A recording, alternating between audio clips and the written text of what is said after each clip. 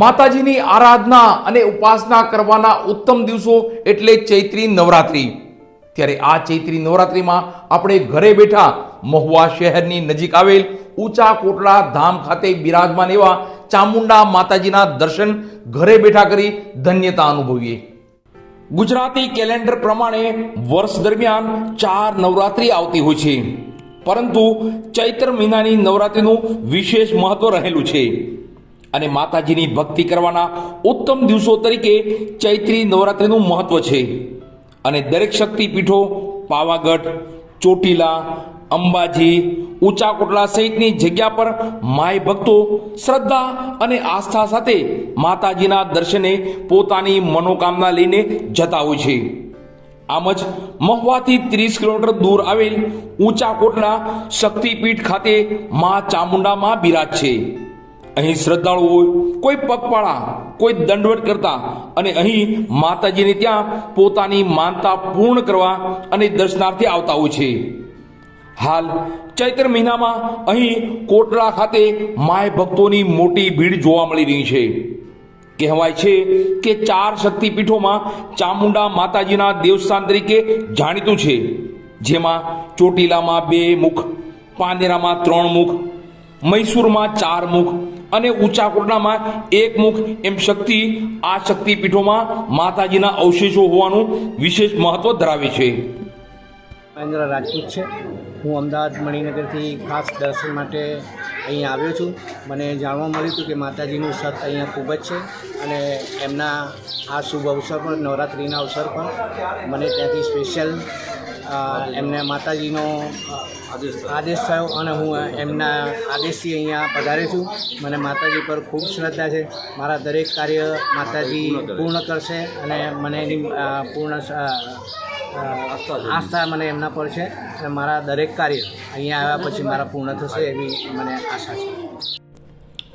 અહીં સંસ્થા દ્વારા શ્રદ્ધાળુઓ માટે 24 કલાક ચા પાણી અને ભોજન અને રહેવા સહિતની વ્યવસ્થાઓ વિના મૂલ્યે ઉપલબ્ધ કરવામાં આવી રહી છે, જે શ્રદ્ધાળુઓને માતાજીની માનતા પૂર્ણ કરવા અહીં લાપસી બનાવવા માટે પણ અલગ વ્યવસ્થા ઊભી કરવામાં આવી છે। જો કે બીજી તરફ જોવા જઈએ તો મહુવાથી ઊંચા કોટડા પહોંચવા માટે અને 8 ગામોને જોડતો જે રસ્તો છે તે અત્યંત બિસ્માર હાલતમાં હોવાનું પણ જાણવા મળ્યું છે અને આ અંગે સરકાર કોઈ વિશેષ પગલાં લઈ રસ્તો સારો કરાવે તેવી પણ માંગણી ઉઠવા પામી છે।